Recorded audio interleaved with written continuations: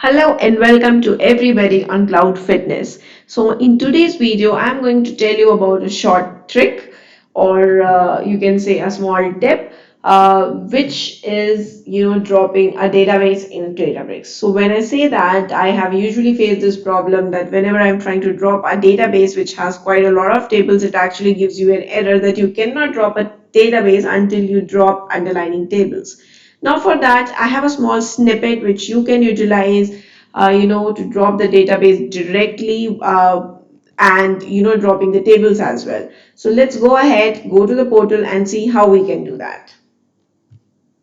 So guys, here I am in the portal and I do have a database named as Bhavna01, and let's try to see the tables. So basically I have more than 50 tables in Bhavna01, and now if I go ahead and try to drop Bhavna01, it will actually give me an error message that Bhavna01 is not empty, one or more tables exist, right? Now in this case, what I have done is I'll quickly zoom it. This is command 3 where exactly I'm mentioning the name of my database, and I am trying to fetch each and every table which is present in my database using flat map.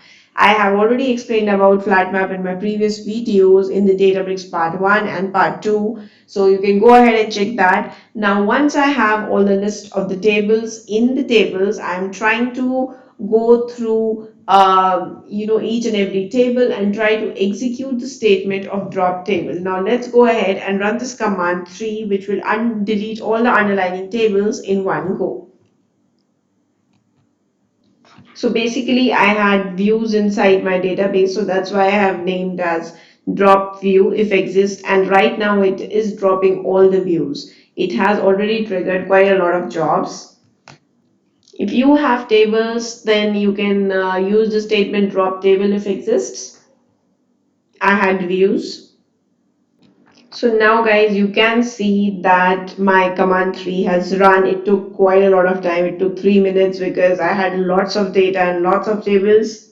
Now let's go ahead and now try to drop database Bhavna01. Now guys, you can see that I am able to drop my database. So it is pretty evident that using command 3, you can directly go ahead, drop the tables, and then directly go ahead and drop the database. Do remember to like, share, and subscribe.